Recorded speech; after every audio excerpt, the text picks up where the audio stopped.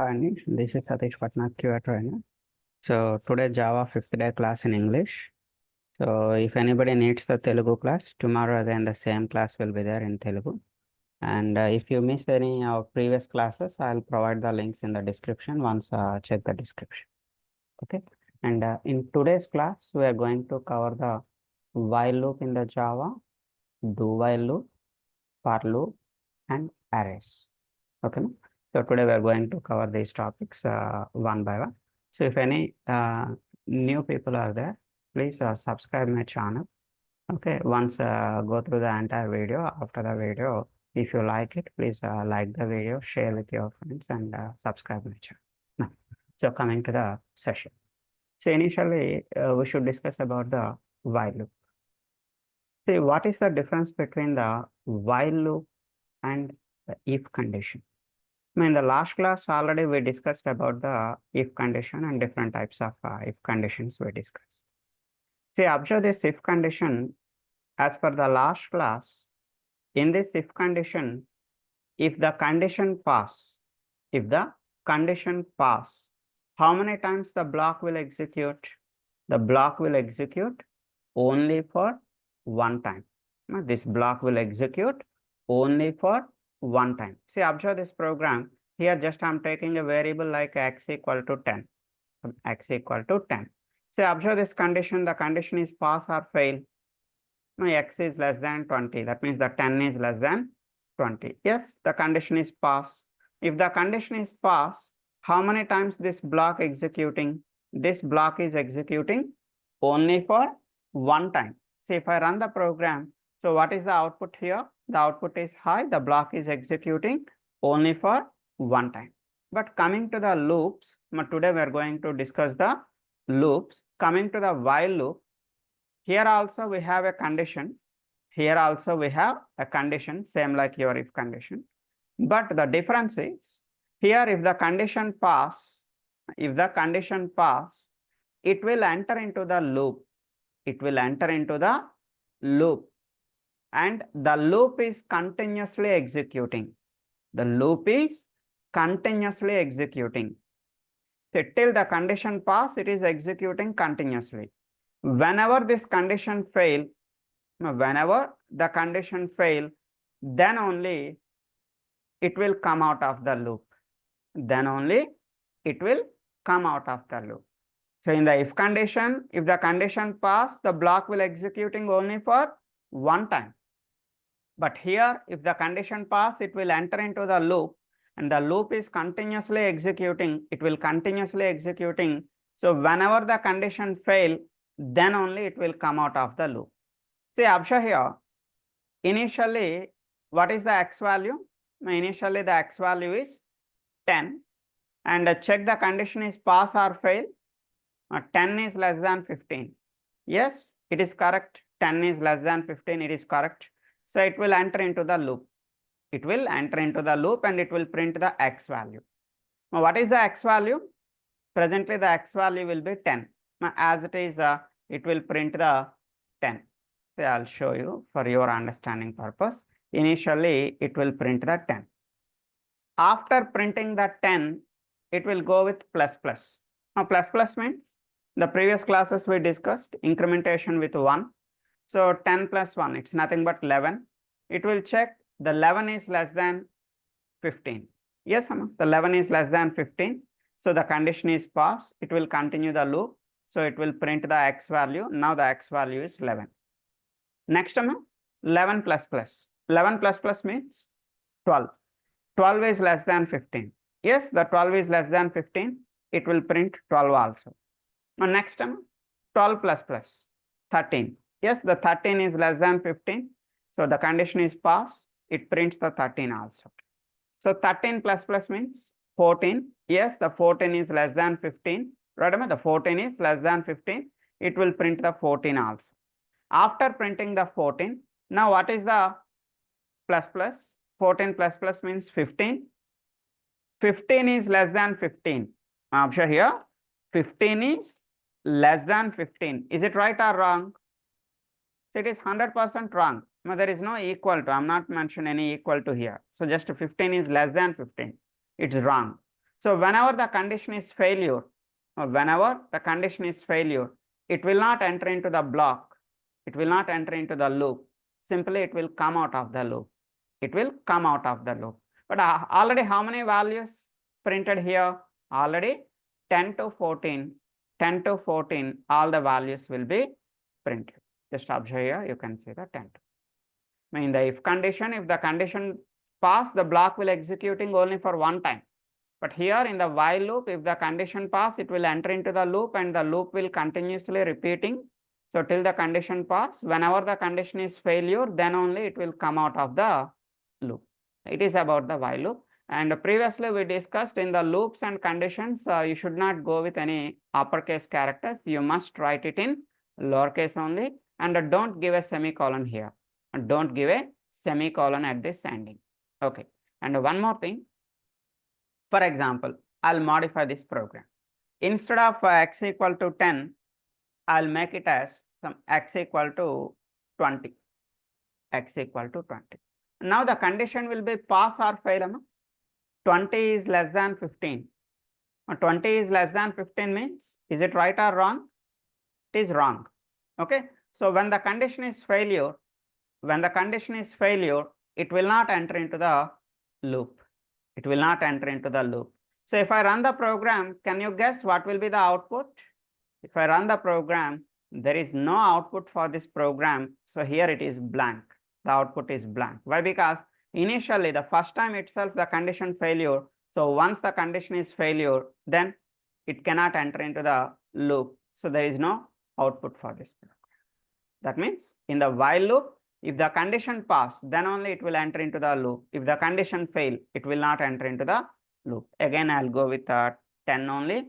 So 10 means 10 is less than 15. So if I run the program, 10 to 14, you can see all the values. So it is about the while loop. Now in future, we are going to use these loops and conditions, everything in our QA programming, in our Selenium WebDriver programming. Okay. So as well as if you want to go for advanced Java, at that time also all these things will be helpful to you. Okay. So now coming to the next thing, do while loop. But till now we discussed while loop. Now coming to the do while loop. See what is the difference between the while loop and the do while. See, I'll show the example, then you can understand. See, in this do while loop, without any condition checking, it is a do and bracket opening, bracket closing. At the ending, you have a while. So it's called as a do while. In this program, without any condition checking, directly it will enter into the loop. Presently, what is the x value? Presently, the x value, for example, 50. X equal to 50. Without any condition check, directly it enter into the loop and it prints the x value. What is the x value? The x value is 50. Directly it is printing the 50 here. After printing the 50, now x plus plus means 50 plus plus means 51. The x value reached to 51. After printing the 50, now the x value reached to 51. Now before going to the next loop, before going to the second time loop, now it will check the condition 51 is less than 20. 51 is less than 20. No, it is wrong. 51 is less than 20 means wrong. Simply it will come out of the loop. See, what is the difference between the while loop and do while? So in the while loop, first time it will check the condition. After that, it will enter into the loop. But in the do while, without any condition check, directly it will enter into the loop. After completion of one loop, after completion of the first loop, before going to the second loop, so it will check the condition. Or at the end of the first loop, execution, it will check the condition. If the condition pass, then only it will go to the second loop, else simply it will drop. See, if I run the program, so what will be the output? So output is 50. Why? Because initially without any condition check, it will enter into the do loop and it will print the x value. After that, the x value is incremented here like 51, but the condition is failure. 51 is less than 20, it is failure. Simply it will come out of the loop. So it is the difference between the while loop and do while loop.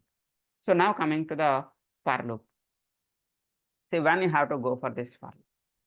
See, if you want to repeat a task for a particular number of times, you want to repeat a task for a particular number of times, like a 10 times, 20 times, 100 times, 1000 times. So like that, in that situation, better you can go with this for loop.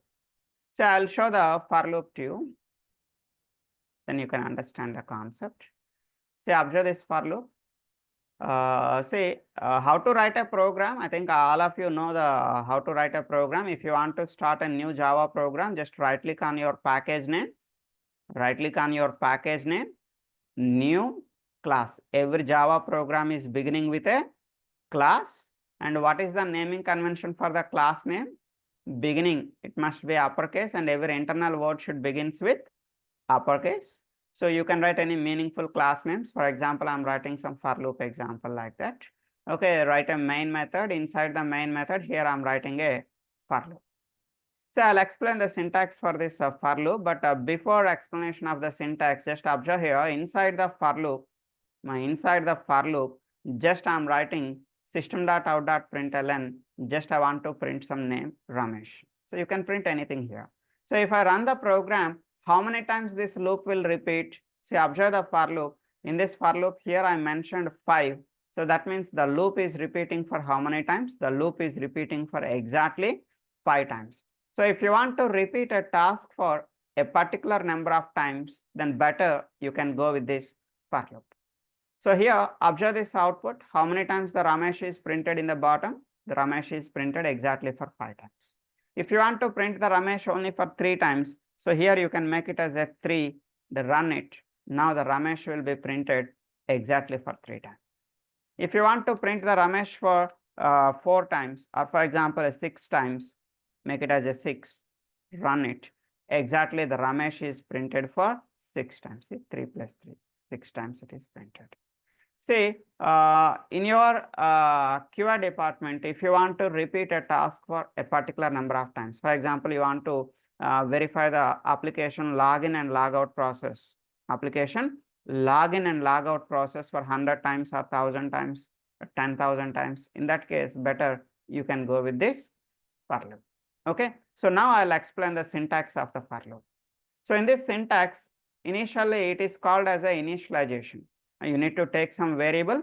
The variable can be anything, your wish. The variable may be x, y, z, anything. For example, I'm taking the variable I equal to 1. Initially, it's called as a initialization. So initially the I value is 1. Every time it will check the condition. For example, I is less than or equal to 6. I is less than or equal to 6 or 5, your wish. So it will check the condition. If the condition pass, then only it will enter into the loop. If the condition fail, it will not enter into the loop. Now finally, I plus plus. It is an incrementation or decrementation according to our requirement. Here you need to give the either incrementation or decrementation.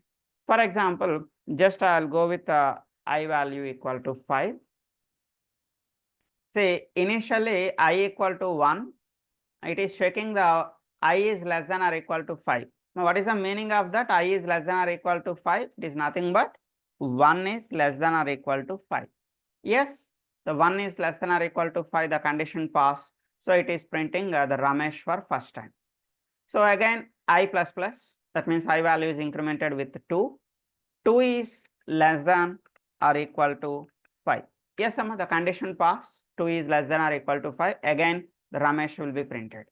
So again, I plus plus, that means 3. 3 is less than or equal to 5. Yes, it is also pass. So it will print the Ramesh again. So again, I plus plus, that means I value will be reached to 4. 4 is less than or equal to 5. Yes, here also this is pass. 4 is less than or equal to 5. It will print the Ramesh for 4th time. So finally, again I plus plus, that means of 5. 5 is less than or equal to 5. Yes, the 5 is less than or equal to 5. Why? Because we have a equal to symbol, less than or equal to 5. Yes, it is also pass. So again, the 5th time Ramesh is printed. So again, I plus plus. I plus plus means the 6 is less than or equal to 5. Is it pass or fail? 6 is less than or equal to 5. So 100% it is failure. 6 is less than or equal to 5 means failure. Simply it will come out. It will come out of the loop. It will not enter into the loop. So like this, the for loop will be working. If anybody asks the syntax for loop, what is the syntax? First one is initialization. The second one is condition check. The last one is either incrementation or decrementation. Okay, ma? So here also don't use this for loop in uppercase. It must be in lowercase. At the ending, don't give any semicolon here. So it is about a for loop. See, presently I printed like a Ramesh. Instead of this Ramesh, I want to print the variable. Now, the variable can be anything. It may be X, it may be Y, it may be Z. For example, I. For example, here instead of Ramesh, if I take I, what's happening? The I will be printing for 5 times. Why the I is printing for 5 times instead of 1, 2, 3, 4? Here I given the I in double quotation. If you give something in a double quotation, it will treat it as a string.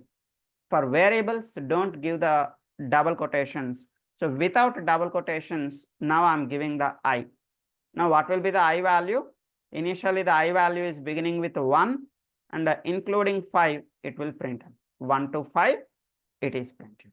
So what is the default incrementation? What is the meaning of plus plus? Plus plus is nothing but incrementation with 1. Incrementation with 1. So initially we are printing the I value 1. 1 plus 1 means 2, 2 plus 1 3, 3 plus 1 4, 4 plus 1 5. But instead of incrementation with 1, I'll go with incrementation with 2.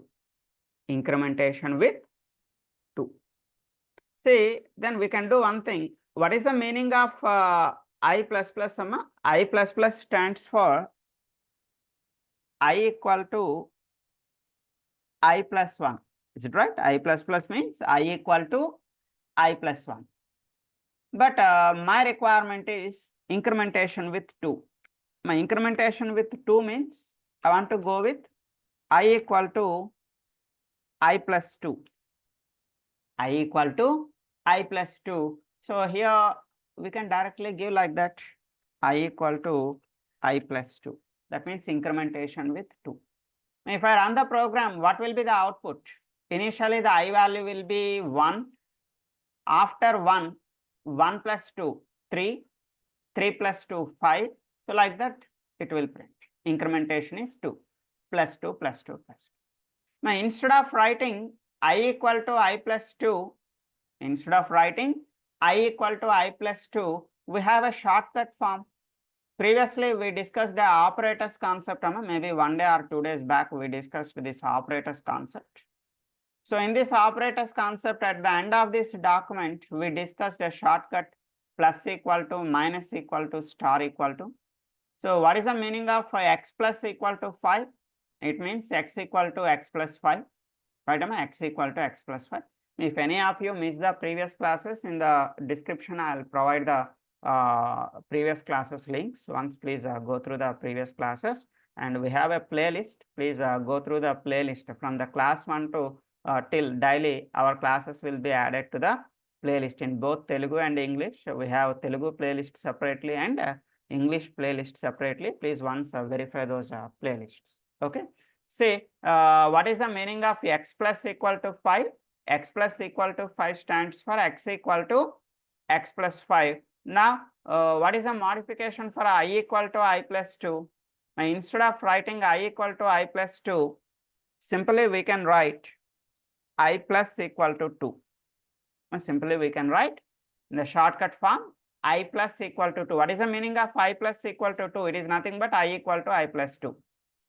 I plus equal to 2 means I equal to I plus 2. So just observe the execution. You can see the output like this. 1, 1 plus 2, 3 plus 2. Like that. So here, for your understanding purpose, just I am writing I plus equal to 2 means, what is the meaning of that? The meaning is I equal to I plus 2. Okay, ma? Say this is about the information about the for loop.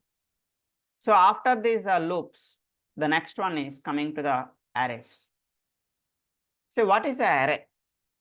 What is the use of this arrays concept? See, in generally, we can store only one value into one variable. Like we can write some x equal to 10 or x equal to 20 or x equal to 30 like that. Right? Within a variable, at a time, how many values you can store in generally? So within one variable, you can store only one value. It may be 10, it may be 20, or it may be 30. That is your wish.